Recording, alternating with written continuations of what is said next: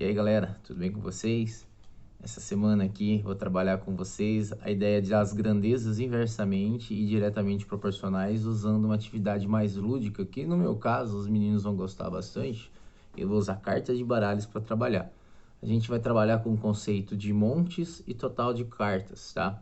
Mas caso você não tenha um baralho na sua casa, pode usar qualquer outro material que seja possível. Pode usar grãos de feijão, que é bem acessível, né? Você pode usar arroz, seja qualquer coisinha que tenha em bastante quantidade. Aí se você quiser facilitar, você pode colocar em pratinhos e tudo mais, ou trabalhar em cima da mesa que nem eu vou fazer, tá? Então, galera, continuando a nossa ideia de como funciona trabalhar com quantidades fixas, eu aqui apresento para vocês um monte com 12 cartas. Quais variações que eu posso fazer?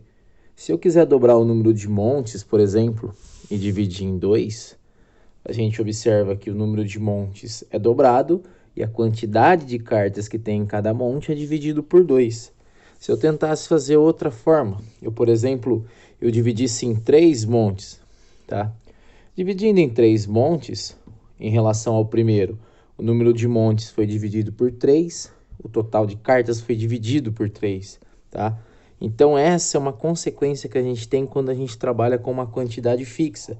A gente pode fazer outra também, dividir isso daqui em 4 montes, por exemplo. Se eu dividir as 12 cartas em 4 montes, multiplicando o número de montes por 4, dividimos a quantidade total de cartas por 4.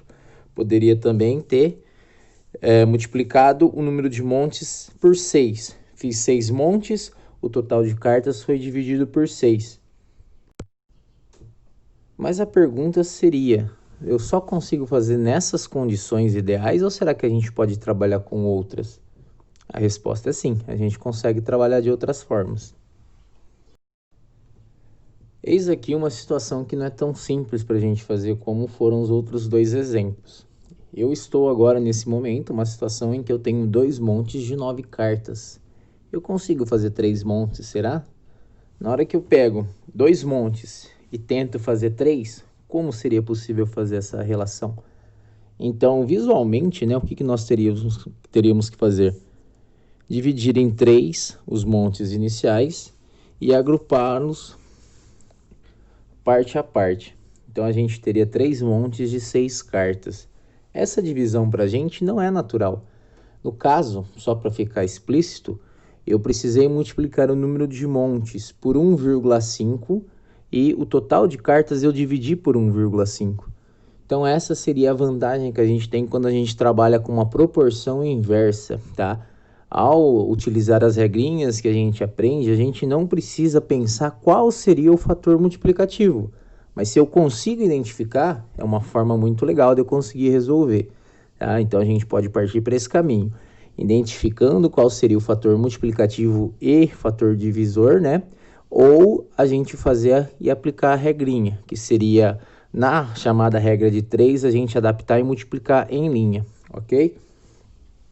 Como seria a situação, então, quando a gente trabalha com uma proporção que tem o total variável? A gente tem uma relação fixa, mas o total varia. É bem diferente da outra. A outra situação, lembra-se que a gente tinha sempre o mesmo total de cartas e a gente modificava os montes, mantendo o total.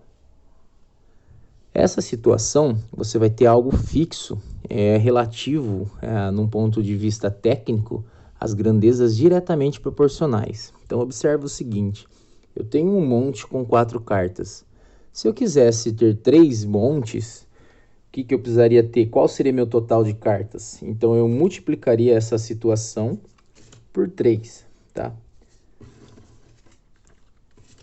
Ao multiplicar essa situação por 3, eu tenho um total de 12 cartas. E agora eu posso continuar da onde eu parei, porque você observa que aqui a gente tem, visualmente está claro qual seria o total de cartas por monte. Mas se eu falasse somente essa situação, ó, eu tenho 12 cartas distribuídas em 3 montes. Quantos montes seriam necessários para eu ter 20 cartas, por exemplo? Ao trabalhar com a regra de 3, a multiplicação não ia mostrar para a gente isso daqui. Mas você pode observar que cada monte tem 4 cartas. Então, como eu tenho um total de 12, Se eu colocar mais um monte de 4 cartas, a gente vai ter um total 16. E se a gente colocar mais um monte de 4 cartas, a gente vai ter um total de 20. Então, para 20 cartas, nós temos 5 montes. Observa que a gente manteve essa proporção, tá? Sabendo aqui, visualmente é notório. Cada monte possui 4 cartas. Outra situação simples. Tem um monte que tem 5 cartas. Quantas cartas eu vou ter para 5 montes? Então, a gente tem quanto de cartas cabe em um monte. Eu vou colocar o meu segundo monte de 5 cartas. Nós temos um total 10. Meu terceiro monte de 5 cartas, nós temos um total 15. Meu quarto monte de 5 cartas, nós temos um total 20. Meu quinto monte de 5 cartas, nós temos um total 25. Então, observa que aqui você sempre está trabalhando com um valor fixo. A nossa relação fixa determinada seria o total de cartas que a gente tem em cada monte. Olha a diferença de um para outro. Antes, nos primeiros exemplos, a gente trabalhou com o total de cartas. Agora a gente está fixando as cartas por monte. Essa seria a grande diferença de uma relação para outra. Inversamente proporcional, a gente trabalha com um total fixo, é limitado. O que vai mudar é a nossa forma de distribuir. E essa forma de distribuir vale para quantidades inteiras ou não. No caso, como eu estou trabalhando com cartas, né, não teria sentido eu fazer uma divisão que não dê inteira. Eu acho que ninguém vai ficar feliz de eu ver rasgando algumas cartinhas de baralho aqui, né? Agora, quando a gente trabalha com a proporção direta, implicitamente a gente sempre tem um valor fixo de cartas, tá? Um monte sempre vai ter a mesma quantidade. Aí a gente vai ter as variações, mas você usa um valor fixo, tá? Essa é a grande diferença, ok?